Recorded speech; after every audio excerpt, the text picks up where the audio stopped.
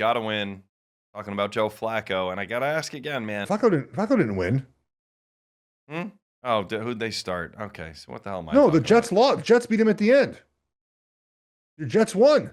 Oh, gee. Okay. I just wrote in my head that the Bengals won because the Jets lose that game every single time in my life. So they happened to win. Okay, good. We're done. We're moving on. Those teams both suck.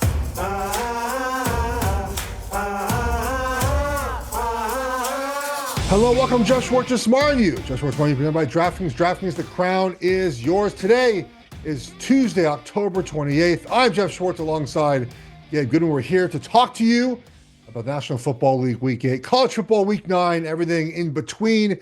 Gabe, I know you stayed up late for that Dodger game last time. I'm glad you're here. You look fresh. Me and the East Coast didn't do it, but I did watch Chiefs Commanders last night. Maybe not to the full extent, but I watched most of it. I'm old. I can't stay awake anymore. Okay, the Chiefs had that game iced pretty early, I will admit. That should have been your cue to switch over to the Dodger game. It was the best baseball game I've ever seen. There are other shows for people to unpack it all. So here's the question. Yeah. Is there a comp to Shohei Ohtani in the NFL now or ever? Just a level of dominance and like freakish difference from everyone else. Does a person like that exist in the NFL? Yeah, I mean, there are people, I would say, like a Trent Williams, that Okay. the Niners left tackle, that are like this, Julius Peppers and Aaron Donald. I mean, guys that just are not the same as everyone else. They're different humans.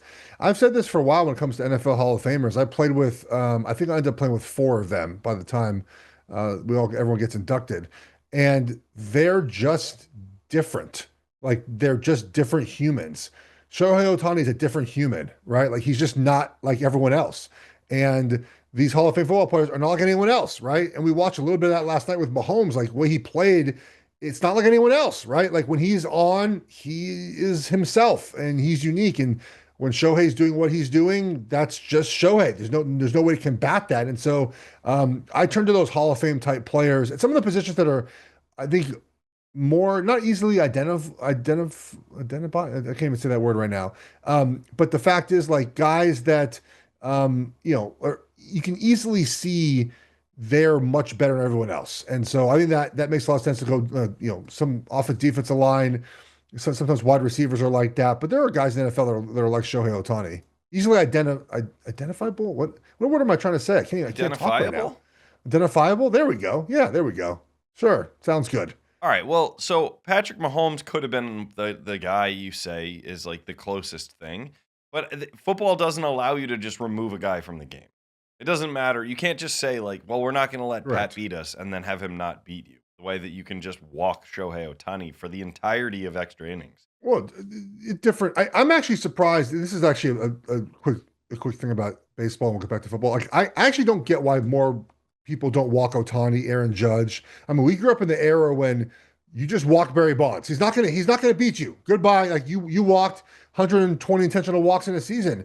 Now, of course you should walk Ohtani. Why would you let Ohtani beat you? The best guy in baseball. Why would you let him beat you with a home run?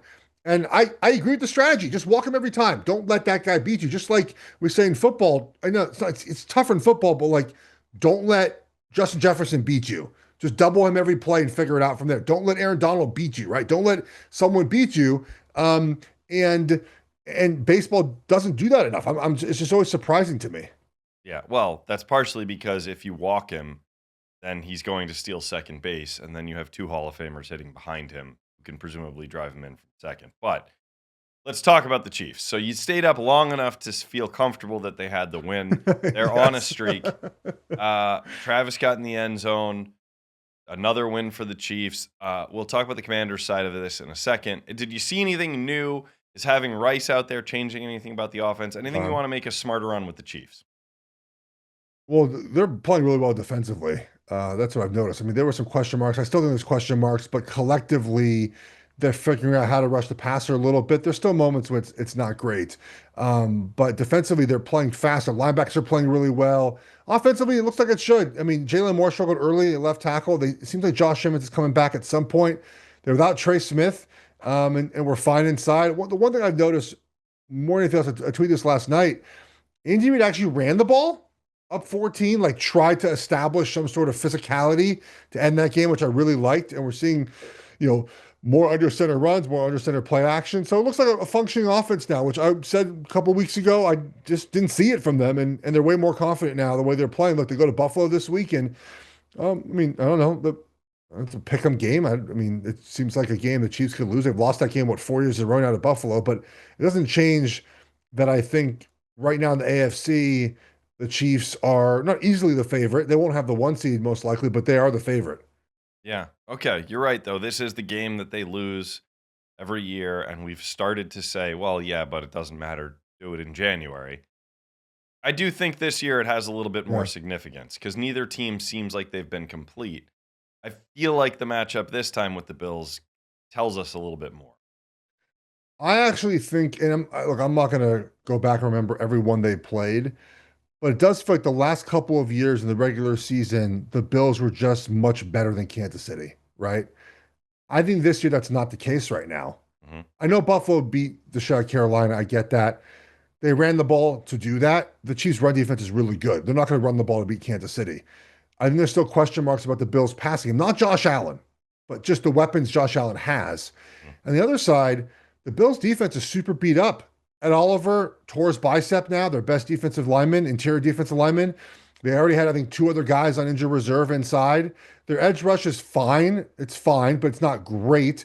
And then Milano is still out as of right now. Of course, it was recorded on Tuesday. He could be back this week. Bernard played a little beat up, but he played anyways this weekend. Like, they're just a beat up defense.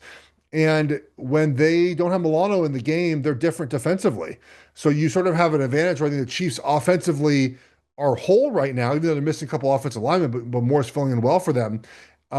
So the Chiefs, I think in this game, for the first time in a couple of years, are the better team right now. And that's why they're, I think, that's, again, a pick them. They're a 1 point favorites, something like that right now as we talk about this game. So this to me is a game that the Chiefs, I think, should win this year, Gabe. Where in previous years, should win probably wasn't the right way to put it. Yeah. No, that's not how you put it the last few years, as I recall. A team that should have won more games this year, at least according to people like Hank and Matt, who we spend our time texting with, was the Commanders. Now, I've always had my doubts because I never thought that Jaden Daniels was going to be just consistently great for an entire NFL career. He obviously played a great rookie season. He hasn't been able to follow it up. He hasn't been healthy. But they also kind of like leveraged picks for older veteran players. There was a lot of offseason moves that people were like, okay, they're going to make their run for it. Did they go at that a little too early? Were they betting a little too hard on a young quarterback? Did they screw up their future?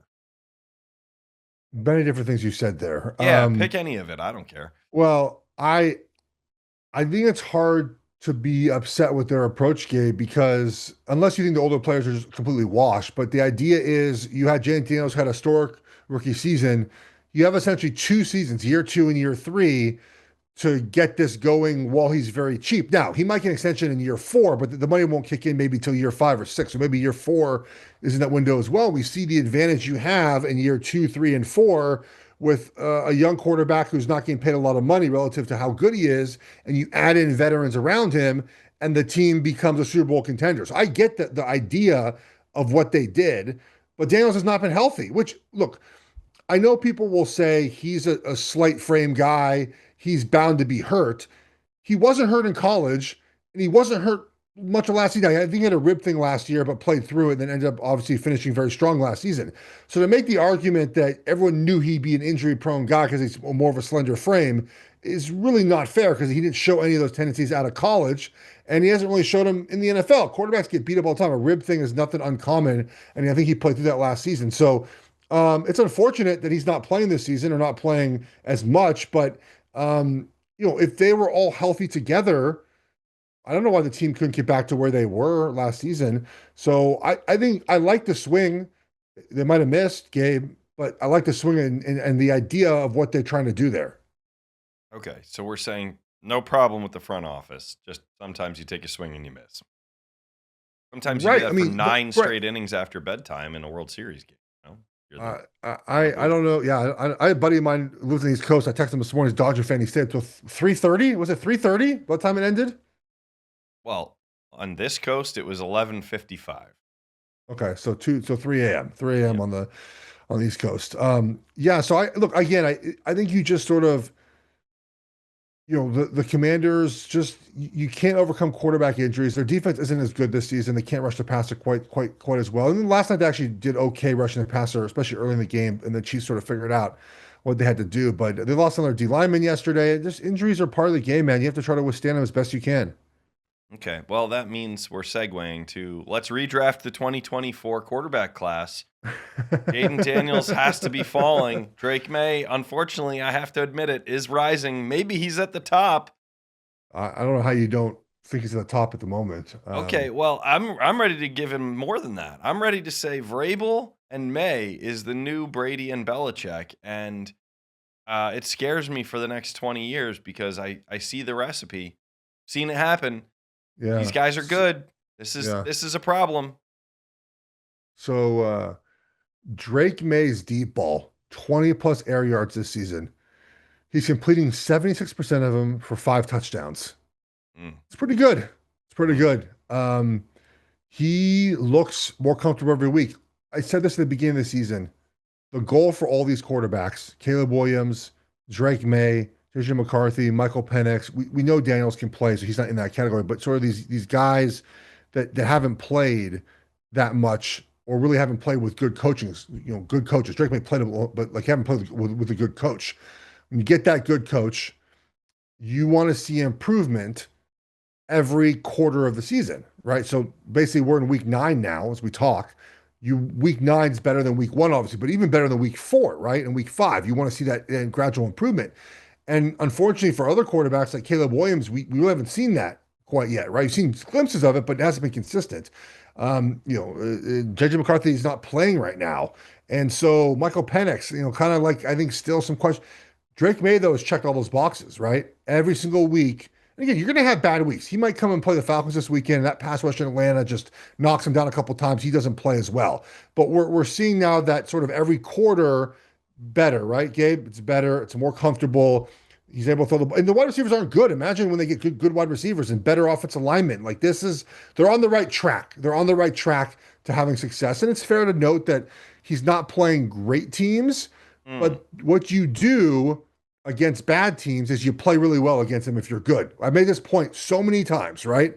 That if you're good football team, good player, you don't play down your competition, right? So if you're good, the team you play stinks, you should show that on film.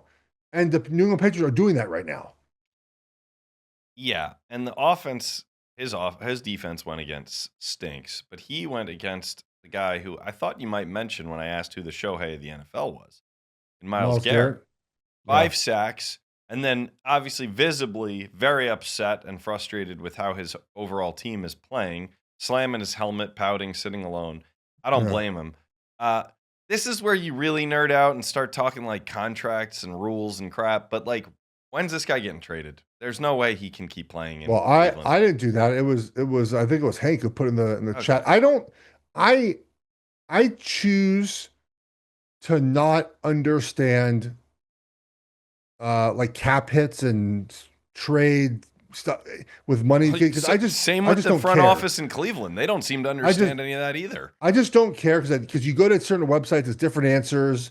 Essentially, if you trade him now, your cap hit is so much it doesn't make any sense, especially with Deshaun Watson's cap hit. So you just have basically a lot of dead money hanging out, on your roster. People said Myles Garrett shouldn't have signed that contract. What was he supposed to do? Just like play for less money and not get traded? They weren't going to trade him, so might as well get the money. I mean, that's just that. The unfortunate part of the NFL is a lot of times players have no power. Could he have done the Micah Parsons, just not all training camp, not play? Well, sure, but the Browns aren't guaranteed to trade him anyways, right? Like that's the Cowboys did not like Micah Parsons for whatever reason.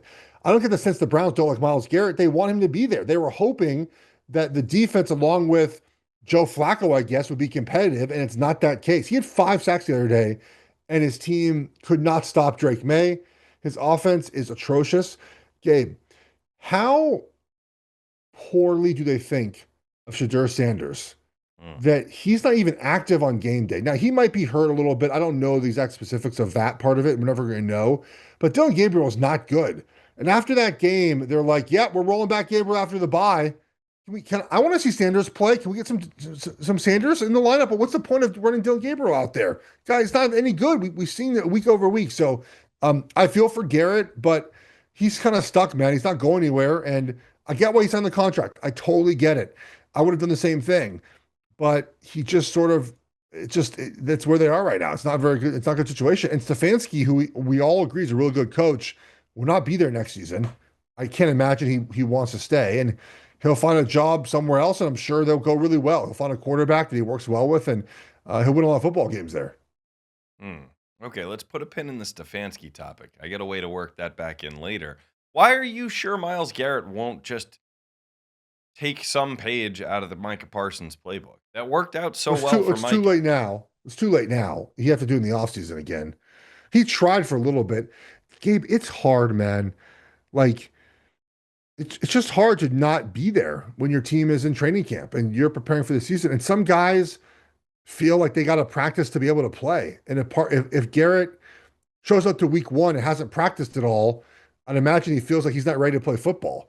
And so you compromise. Again, are you turning down all that money in hopes the Browns might trade you? You know what I mean? Like, I just think that's the hard part is it's a lot of money they put in his face.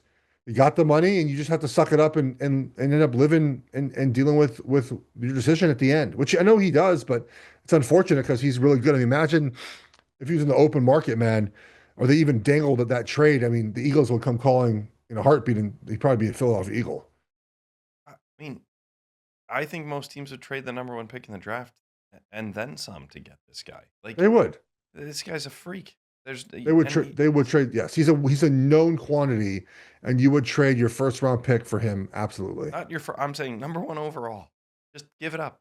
Okay. It depends on how you feel about quarterback, but sure.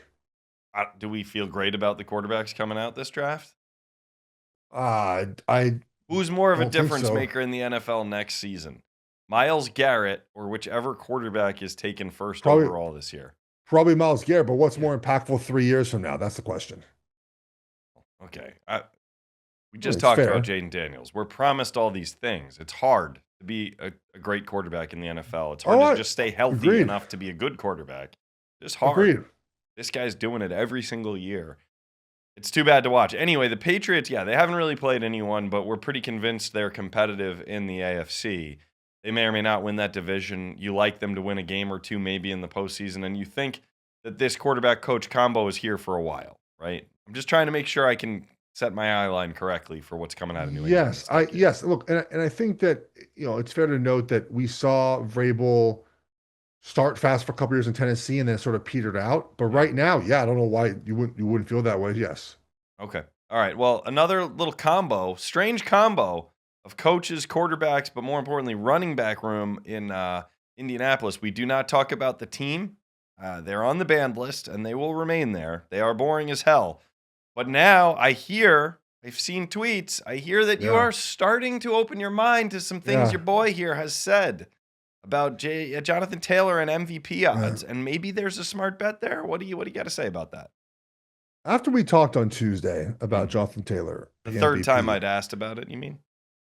I started thinking about it, and the third time that I brought it up when the value has already dissipated. Yeah. When what has dissipated?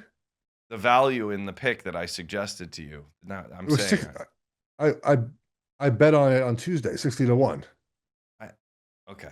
Well, so I thought more about our discussion. I can show you the bet slip. I believe you. I'm just saying close listeners of this show might recall me mentioning this many weeks ago. Yeah. So I bet at 60-1. It's now down to 18-1. Oh. It's probably still unlikely to happen, but there is a path to it happening. Mm-hmm. The question becomes, how does Patrick Mahomes essentially finish, right? Like, if Mahomes plays like he has, it's probably going to be hard to give the MVP to Jonathan Taylor over Mahomes. But if Taylor, who's on track to, he's a little bit short of Daniel Tomlinson's touchdown record, rush touchdown record. Because remember, one of the touchdowns last week was like a little shovel thing forward that counts as a pass, not a run. I think he's at 12 right now. The record, I believe, is 27. Maybe it's even like 29. So he's still a ways to go there. But if they have the 1 seed and the Chiefs are 3 games back or 2 games back, I don't. Daniel Jones is not getting the MVP, even though you can make the case that the difference between this year and last year in the Colts is Jones, and therefore he is the real MVP, which is a fair argument to make, Gabe. But you look at the rest of the NFL, like who is in this? Josh Allen's probably not there this year, even though he's the second best odds right now. Drake Maye's not winning the MVP. Matt Stafford's not winning the MVP. Baker, those are ahead of, and Daniel Jones. Those are 6 guys ahead of Jonathan Taylor. I think it's worth a peek, but not now. He's 18-1. At 60-1, Gabe, I have a lot of ways to play this down the stretch. So it's not the worst thought. I went back and thought about it, Gabe. I'll give you credit. I think it's worth the thought. Mm-hmm. Okay. I think it was more worth the thought like week 3 or whenever I first brought this up with the exact. I don't think the number was any different though back then. It was probably the same. Okay. 60-1. Yeah, I don't think your boy Patrick Mahomes is going to get it unless he has an all-time Patrick Mahomes year because the record won't be as good. So they're not going to give him the MVP. It's just boredom. It's the LeBron rule. He's not getting the MVP unless he does something personally amazing, and he's never going to match any of his best seasons. He's not going to have the record. And this is just the year where it's like, the Colts are weirdly good. We should just give it to someone on that. Yeah. And people will say, well, if Barkley didn't get the MVP last year, why would Jonathan Taylor get it? It's a year-to-year award, guys. It's not about what happened last year. It's about the quarterback market, right? Like the quarterback. Last year, with Josh Allen and Lamar Jackson play incredibly well the entire season. Right. And that's why they got the award. Where right now, the front runners are Mahomes and Allen. Mahomes has played really well, but is he like MVP Mahomes? I don't know. Josh Allen's not that way right now. Look, obviously, there's 8 weeks left. They can finish as strong as they need to, but Taylor, if they're the 1 seed, man, he's going to get some votes for MVP. Okay. Well, let me ask you this then, because obviously a lot of tweets showing. I saw one that was like, "No, you could not gain 1 yard on a rush in the NFL unless you ran behind the Colts line," and then it showed just this enormous gaping hole that those guys create. What do you like about their offensive line? You wouldn't gain a yard. Okay? I know I wouldn't. No one would. I'm built like Jaden Daniels. How would I survive? The thing about it is there's always an unblocked defender, and the running back makes a miss or the scheme makes a miss, and that unblocked defender would murder someone in the hole. So a couple of things. One is that Quinn Nelson's playing really well, their left guard, which is hugely important because he's one of the best players in the NFL, and he'd been hurt for a couple of years, and he's playing really well. And what they do. They're very multiple. They run a lot of different things. And to kind of keep the defense off guard. They run zone, they run gap, they run some man plays, and they mix it up really well, Gabe, to where defense don't really know what's coming. And then they all work together and communicate and all get on the same page. So they're fun to watch, man. They're doing some really good things. And I'm a little surprised they're playing as well as they have or they are. I did not pencil them as one of the better units this season, but they're just doing a really good job. Since we've sort of disobeyed our own rule, right? This is the most time we've ever given that team, even though they've been banned for a couple seasons. Can I propose this on your behalf and Matt's? I think you guys got to stop talking about the Falcons. I think it's time to ban the Falcons. Oh, we're done with the Falcons. Even though this week they're gonna. Gabe, I can't. No, if someone said to me like, if someone said to me, "Hey, Schwartz, you have to pick a winner in the NFL, or your kids are gonna die." Right? It's grim. It's grim. Okay. My kids would probably perish. I can't pick a winner to save my life. I've had bad years. I've never had a year like this, man. I hope people are fading me because you've made a lot of money this season. I can't pick a side to save my life. But yeah, the Falcons, I'm done. We should be done with them forever. Just done. I'm going to help you with that. The Falcons are banned. Let's take a quick break, come back and hit the rest of the league. We haven't talked about the Cowboys. We haven't talked about the Packers. We haven't talked Aaron Rodgers. We haven't we've just sort of hit the things that are interesting so far. I want to bring Shohei back into it in the next segment, and then we got to hit college football because the coaching vacancies are now getting Yes, very, very spicy. we'll do that next. All right, we are back, Gabe. Let's get into more NFL. Good uniform weekend, and then the Steelers ruined it all Monday night. Or Sunday night. What a shame. The Those Eagles, were Kelly so dumb Greens, looking. the Kelly Greens, the Broncos throwbacks were beautiful, and then as soon as I saw the announcement this week that Pittsburgh was wearing those dumb uniforms, I knew our bet was never going to win. No, Actually, and I don't even like the Packers all white uniforms, the snow uniforms. I yeah. think they call them. Those are bad too. It was a bad uniform game. Ugh. Yeah, it was not pretty. My favorite uniform of the weekend actually inspired a great movie night for my kids. The Okay. Broncos old uniform to me looks just like SCLU from Waterboy. Yeah, close. Yeah. Okay. So we Yeah. popped on the Waterboy and Oh, against your against kids. mom's wishes, she was a Let's little say that worried, your kids are a little young for Waterboy. a little young. A couple scenes we had to kind of just be like, nah, don't worry about what that meant. But they loved it. Bobby Boucher, now a favorite. It got a little sad okay. when they were being very mean to Bobby Boucher. My son didn't like that. Correct. Yeah, there's a few scenes you fast forward through in that movie, I would imagine. Yeah. Yeah, maybe Bobby Boucher can coach the LSU Tigers. We'll get to that. We'll do that later. Interesting. So uniform game, Broncos great, Eagles great. Still Eagles not played worth well. Broncos still not worth talking about, but the Eagles, they're back, right? I think so. Their offenses look good the last couple of weeks. That was AJ Brown. Yeah. Offensive line, that was their best game of the year running the football. They needed that against a good Giants defense line. Remember the Giants beat them a couple weeks ago, right? And Yeah. the Eagles look like they're running into form, which look, again, do this every year, right? We freak out about the way teams start the season game. Oh, the Chiefs and the Eagles. And then they just we just for years with the Patriots. Oh my God, they're 2-2 in September. And then you get to November and they're right on track of where they're supposed to be. Yeah. There's a lot of ways to get to 6-2, but they all end up at 6-2, and you go, "Oh, okay. Well, wait a second. That team's good." I don't want to say this. I'm not. There's nothing glib about this. I'm not rooting for this. I got this weird feeling that the Cam Skattebo thing is over. He had gruesome injury. We're all Yeah, it rooting was for his bad. recovery, obviously, Oof. but it kind of feels like like you just got to stay on a heater sometimes, and he's been on one for over a year. And it just carried into the NFL. And I just feel like the momentum is going to be lost. And I don't know if we're ever going to get that guy all the way back. Does that make sense?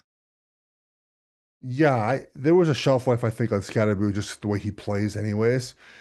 But that was gross. Oof. Yeah. Foot sideways like that. I fractured dislocated my ankle. It just hurts talking about it, but not like that. That was like a tib fib dislocation. It was bad. Foot sideways, immediate. I think he had immediate surgery, right? You got to go stabilize, not even stabilize Yeah. that, just clean out an infection if there's an open wound. The story was that Big Dom, Eagles security guard, brought him pizza and cheesesteaks Yeah. to the hospital. When I had surgery 5 times in New York City, 5 times. I stayed overnight only twice of the 5. And I ordered a ton of food to the hospital. It's a clutch. It makes it go better. The hospital food stinks. And New York City, you just order anything to anywhere. So I just ordered. I remember one of my surgeries, I ordered sushi. I ordered pizza one time. In the middle of the night, like midnight, I called the nurse's bud and I was like, hey, I want something sweet. You guys have any sweet? She goes, not really. But Insomnia Cookies, not a sponsor. Are they still around? Could be a sponsor.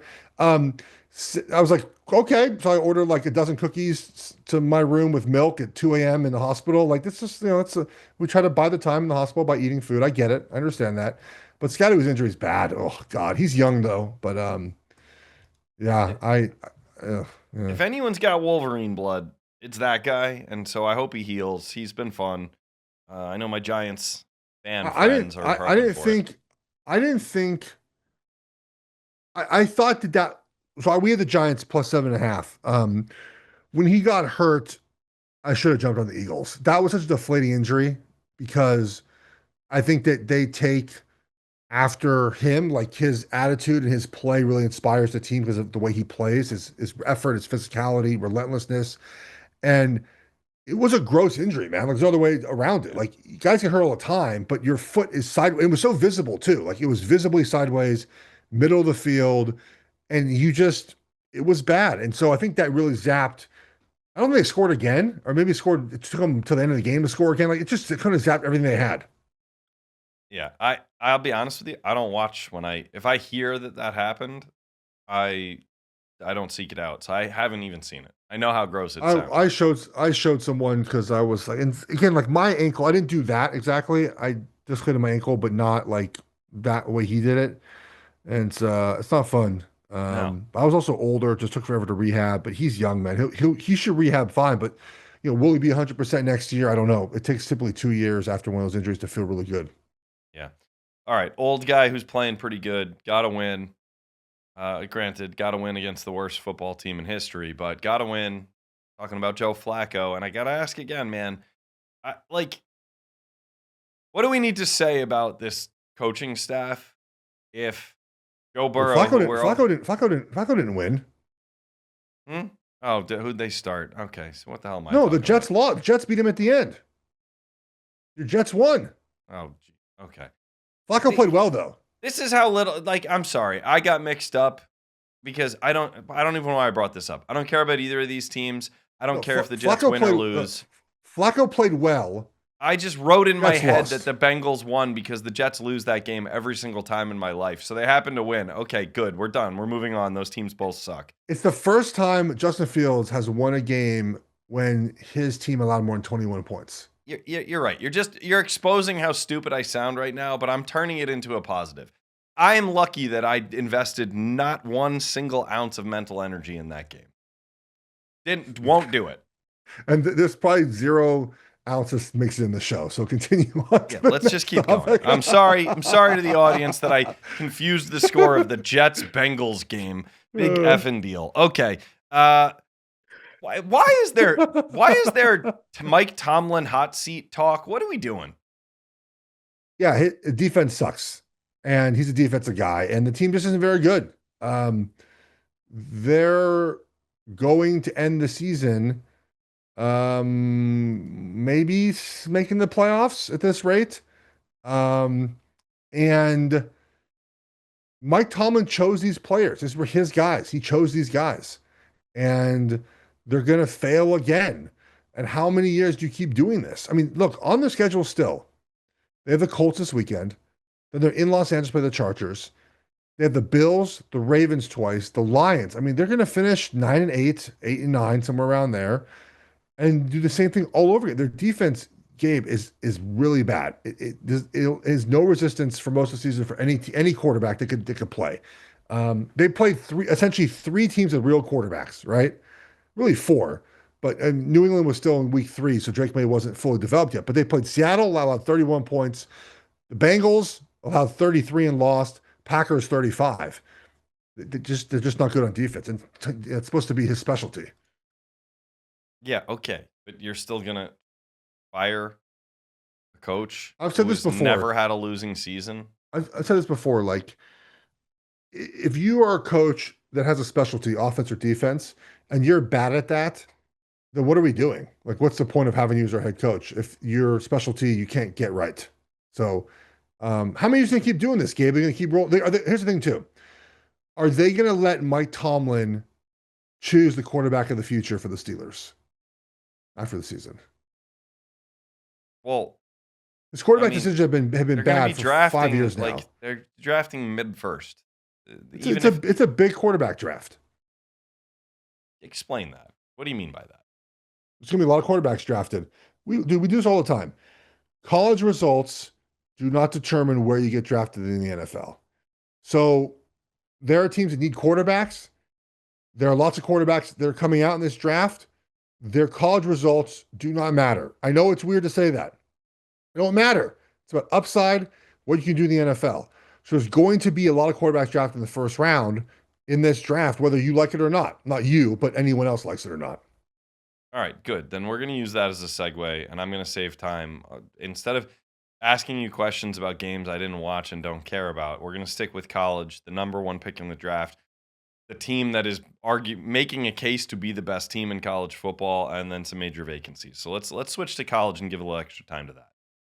All right, we'll take a break. We'll be right back, guys. All right, we're back. Let's talk some college football. Gabe, I'll tell you right now, one of the best bets for this week will be Nebraska +7. Just mark that one down. What are you doing, dude? Just mark this one down. Lincoln Riley is 0-12 against the spread as a favorite outside the state of California at USC. Okay. That's not good. Not good. This is when you know that. Continue on with your college football talk.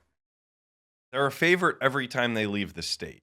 Notre Dame, they weren't a favorite, but they also don't cover those games though. That's the problem. Okay, but what's the straight up number? Like I think 3-9. It's hard to go to some random ass part of the Midwest and cover a 2-touchdown spread. Like hard to do that especially when your defense cannot tackle, and they've made no tackles since he's been the coach. They've actually made 0 tackles at all.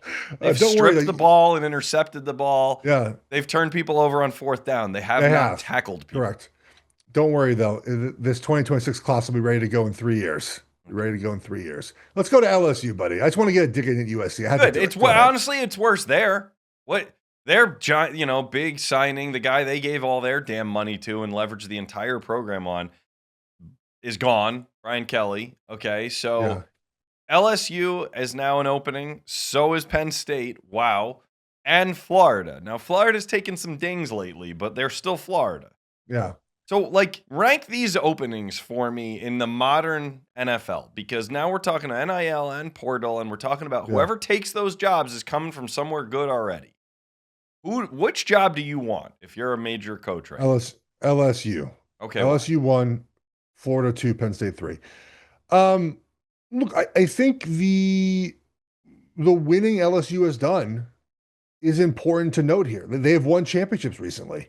That matters. That matters to kids you're recruiting. Hey, we won a championship just 5 years ago. Come to LSU and let's win a championship. Look what we put out in the NFL.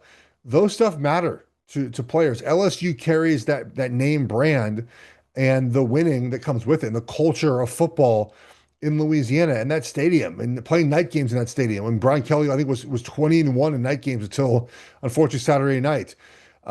Florida is still a really good job, but they haven't had the winning, right, since Urban Meyer left that we've seen LSU have recently. And then Penn State is Penn State. Like, they're a blue blood of college football. But again, I think it's tough to get kids from the South to want to go to Penn State. Of course, you could pay them now. That certainly does help that. But you have a fertile recruiting ground in Louisiana and Georgia and Florida and Texas even. And same thing if you're the head coach of Florida. So that's why those jobs are super appealing. You obviously have a lot of buy-in if someone is able to fund $54 million buyout for Brian Kelly. You know that there's a buy-in to want to win. It's a lot of pressure, certainly is a lot of pressure, but there's buy-in to win. Gabe, what I am most fascinated about is not really who gets the job, but the trickle down of what this is going to do to the sport. There are, I think, 12 openings now. There could be more, right? Florida State potentially open, Wisconsin potentially open. There's going to be others that'll be open, right? And think about what happened when one coach left Alabama. Nick Saban left, right? Mm-hmm. Kalen DeBoer went from Washington down to Alabama, right? Jed Fish went from Arizona up to Washington. The coach at San Jose State, Brennan, went to Arizona. Ken Niumatalolo was the former Navy coach. I think he was at UCLA at the time. He's at San Jose State now. So one move, right, ended up with 5 different changes of programs. We're going to have that on steroids this year on a level we've never seen before, where we're going to have head coaches that are not ready for the job. OCs and DCs are not ready for the job. Now, you're gonna have guys sneak through that are like the best hire was Kurt Cinetti. I'm not sure a couple years ago, no one thought that'd be the best hire in the last 3 or 4 years. You're gonna have one of those in this cycle. You're gonna have a lot of guys that are just not ready for these jobs, and they're gonna be back in the same spot in a couple of years. There's just not that many candidates, right, Gabe? But it's going to give guys at FCS an opportunity to probably move up to FBS football and be able to coach there, which is good for their families and their resumes. So I think it's going to really benefit like the lower level coaches. They'll get an opportunity for the first time to be on the FBS level. But these coaches, you're not going to hire 12, 15 slam dunks. It's not. And then, of course, when that coach leaves their school, That job now opens up. And then someone has to fill that job. So it just goes down and down and down. And it's going to be a resetting of this. So I was talking to a coach this morning who thinks there might be 8,000 players in the portal. Just remember, if your coach leaves, you have a window now to go in the portal that's longer than the normal window. So I think the portal now is like January 1st to 15th. It's somewhere around there, like 15 days. If your coach leaves on January 2nd, your portal goes longer than the 15th. Your portal's open. So there's going to be an unprecedented amount of movement from coaches and players in this cycle. And I just say this. I'm sure that Scott Woodward, the LSU athletic director, is listening to me right now, and all these other athletic directors. Hire the best person, man. Don't hire the big name. Don't hire the guy you think you have to hire. In all these cycles, the best coach typically is not the person you think is going to be the best coach, right? Think about 4 years ago now. Dan Lanning probably emerging as the best coach of that cycle. The one that Lincoln Riley was hired at USC. The one Mario Cristobal was hired at Miami. Mario's a good coach, as we know. So is Lincoln Riley. Think about Kirk Cinetti, right? Coming from JMU 5-6 years ago, is at IUPUI. Like, hire the best coach, man. Don't hire the big name. Hire the guy that's best for the job and can get you results. Okay, great. So let's define best coach then, because I think I don't know. whole, not my job. Adult lifetime, everyone has told me that Bill Belichick is the greatest coaching mind in history. But obviously, it's different to go try to build a team in college football now. There's skills and relationships that a great coach might not have. If Mike Tomlin did get fired, I think we'd agree he's probably the best living coach available. Except, what the hell does he know about getting 18-year-olds to come to, Baton Rouge? Yeah. So that is a really good point. So, I think it's young man's Gabe. Young man's Gabe. Young man's Gabe. Sure. Gabe. No, there we go. Sense. A young man's game. And you have to have the energy to recruit, and you have the energy to buy into basically always being on and always thinking about your roster and play time and what do I do to make these guys happy and what do I do to make sure they don't leave and how do I manage my roster. Hiring a general manager who can help you handle the roster is super important. So you have to find the right guy to talent evaluate. You have to find the right guy to bring in the players. So look, I know I use Oregon as an example very often, but they have, I think they had 10 transfers in the last cycle, Gabe, and 9 are starting. Like that's a giant success rate, right? And the one that's not is a running back. And Oregon just randomly end up having 2 true freshmen that are really good, and they're playing a bunch of running back. Otherwise, the portal guys are all starting. So it's about finding the talent evaluators to get that done. Now, this is year 4 of Lanning. That didn't happen in year 1. But so it just takes a different type of person to do that. And it typically, I would imagine, is a younger guy. I think young offensive coordinator, like great personality, like those type of guys feel really good to me. If you have a defensive coach, here's the problem, and I'm not saying you can't have a defensive coach. Obviously, we have one at Oregon.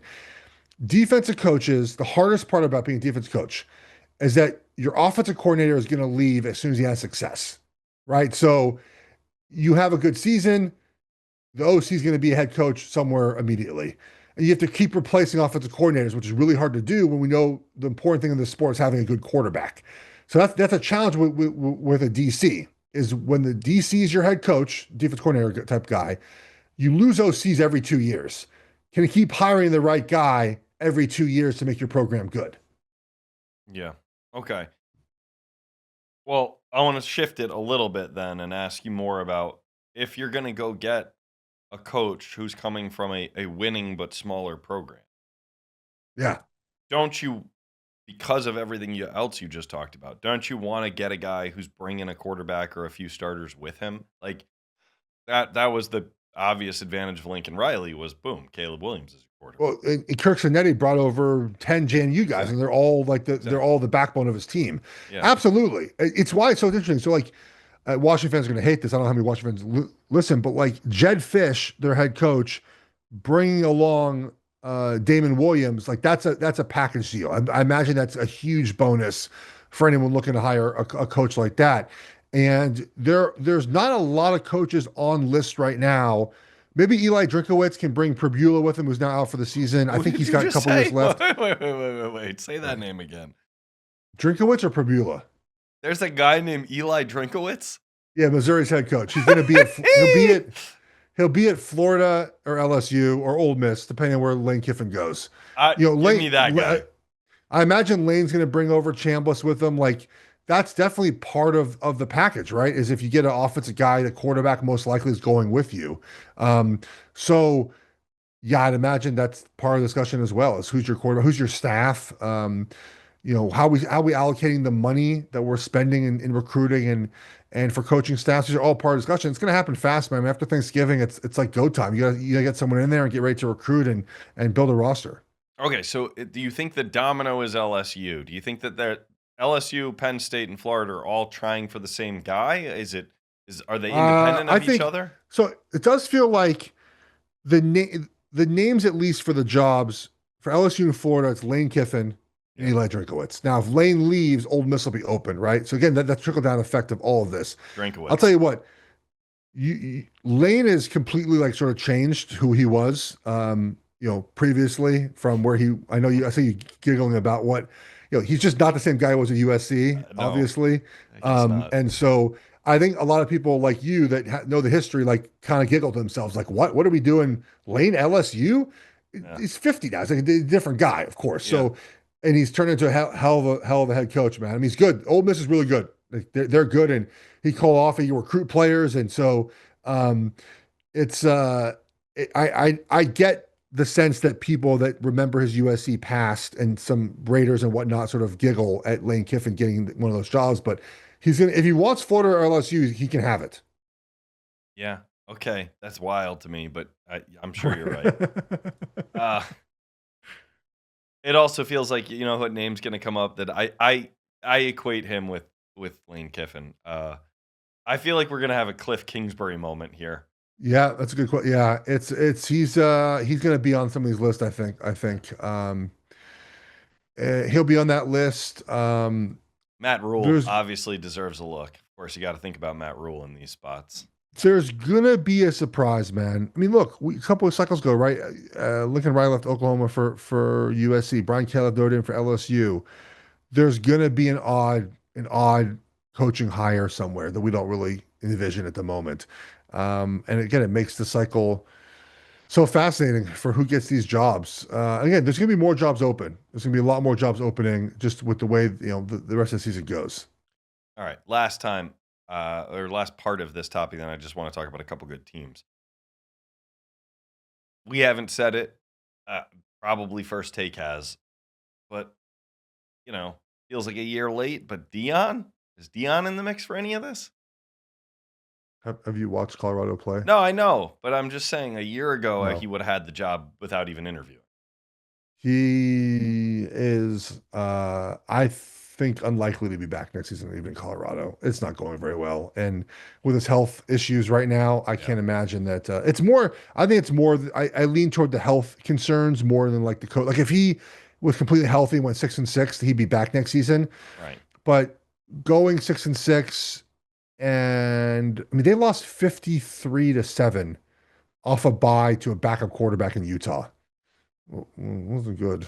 They got a lot of tough games left.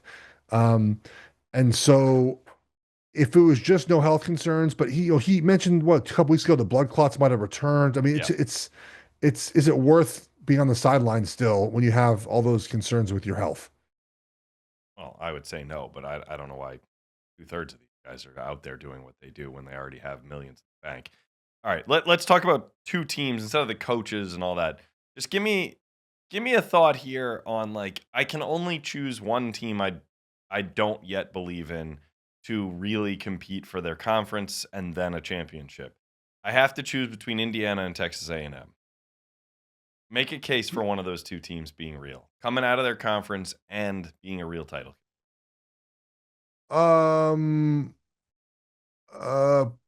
Good question. I mean, look, I have not watched a ton of A&M like I have Indiana. But Indiana, look, think about Indiana. They might not have as many elite athletes and body types that A&M has, Gabe. But their style of play is just really hard to beat. They play really well together as a team. Mendoza is good. He's not Reese. He doesn't run the ball quite like Reese does. He's more accurate than Reese, but he can run if he needs to, but it's not his game.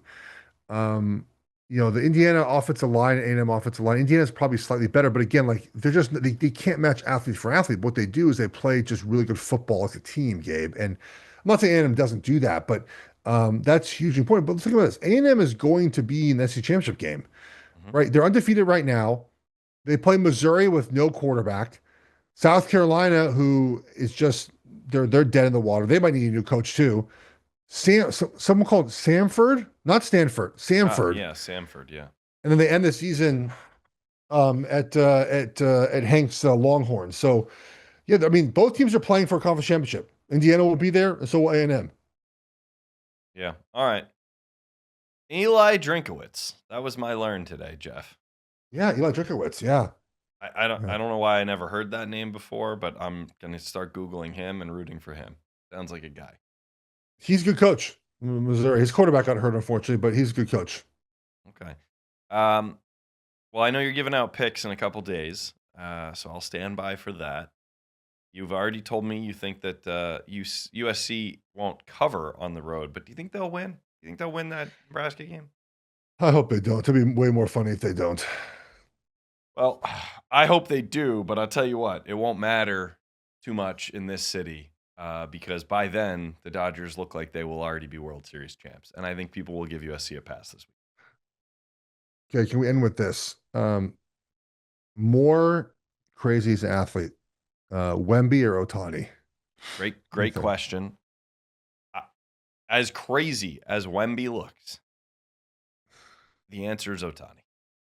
Think about this. Wait, okay, go ahead. From the bottom of the ninth on, he was intentionally walked, or essentially intentionally walked, 5 times in a whole other game of baseball that ended in the next day. He was the last guy on the field doing interviews. He was going to go home, take a nap, and then be the first Dodger on the field to start game 4. Like, he hasn't gotten out in like 12 plate appearances or something. Yeah. When they put him on first, he just steals second. He does everything. He's a freak. Wemby is great. Yeah. But he's not even Shaq. So here's the question.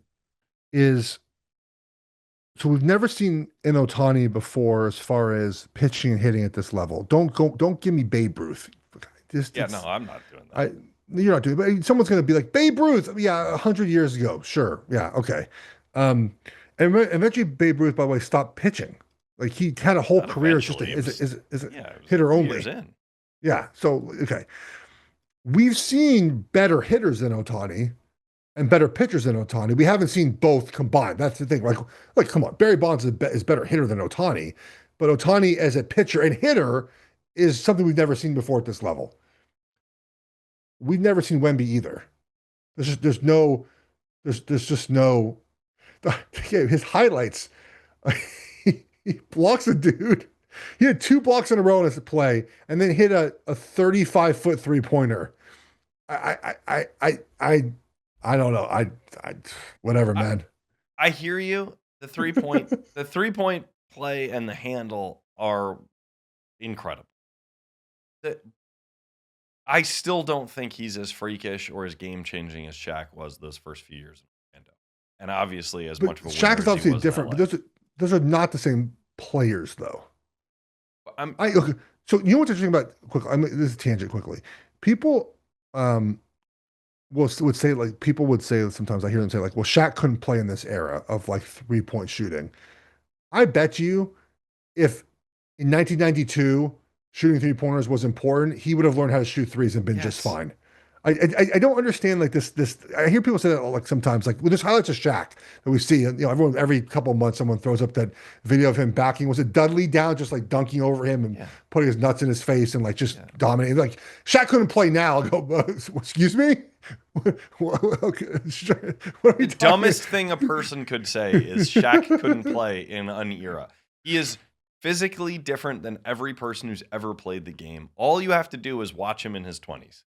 It was in pure insanity. Correct. And again, he would have learned how to shoot if that had been the game. Yes. The idea that he wouldn't have learned how to shoot. That wasn't the game back then. This game back then was running the floor, dunking, blocking, back to the basket type of stuff. And then obviously when he became a Laker, he just became strictly back to the basket. Wemby though, I mean, I think they finally listed him at like 7'3", but he's more like 7'6". No, they updated it. What's he at now? So he was 7'3" prior to this season, and they officially updated his height to 7'5" because everyone was like, dude, he's not 7'3". So he's either been growing or they tried to bring it down a little. Isn't it so funny how like Kevin Durant is very clearly 7 feet tall, but doesn't want to be listed as 7 feet tall? I don't understand the mindset. Like, who cares? The position doesn't change. You're still playing small forward, essentially. I don't. Hank and I have done a little research on this, Jeff. We do other things with our free time. Yes, we have. First of all, we were on this long before Wemby admitted his height. Okay, we were part of the corner of the internet that knew the guy was probably fibbing about his actual height. The reason that guys do it, with Wemby, it's like, come on, who are you fooling? You're obviously the tallest guy on the court. But there are other guys, and Garnett is a good example. Tracy McGrady is an example. These guys who are like, Kevin Durant is an example, who are long and lean and really, really don't want to guard the 5. If they can round down their height by a couple inches, then somebody else gets that assignment. Like some Kevin Durant, stiff. If he could be 7'7". He's 185 pounds. He's not guarding the 5. Okay, so throw Durant out. Kevin Garnett is the best defensive player on the court in any game he plays in. He should be guarding the 5, but it takes a lot of work. So he claimed he was shorter than he was, so some other stiff had to go guard the big men. Have you seen the video that shows Kevin Garnett taking his 2-point jumpers and saying, like, if he just stepped 1 foot back on all his shots, he would have scored 1,000 more points? Correct. And there's the perfect way to wrap it up. If Kevin Garnett or Shaq had been like, wait a minute, what do you want me to do? Like, obviously they could have been doing, Garnett especially, he was a great shooter. Well, Garnett, he would shoot in between the 18 and 20 footers. Yeah. Just step 1 step back, buddy, and hit a 3. It wasn't the era of basketball they played in. That wasn't the era. No, those shot charts are incredible. Check out Kirk Goldsberry, the way he shows like all the shots taken in a decade and where the red is. It's now a T. Like now it's just a T. It just goes from the basket up and then all the way out on the arc. Yeah. It's wild. Okay. That's your basketball corner for today. I'm Joshua Smarter Than You. We could talk other sports. If you want to sponsor us for more sports, you let me know. All right, guys, we'll be back on Thursday. We can't be worse, Gabe. So that's a positive. But we'll cover all the National Football League games for upcoming week. Please rate, review, subscribe. Subscribe takes nothing. Just hit that button on YouTube. Really appreciate it. We'll be back in a couple of days, guys. Take care.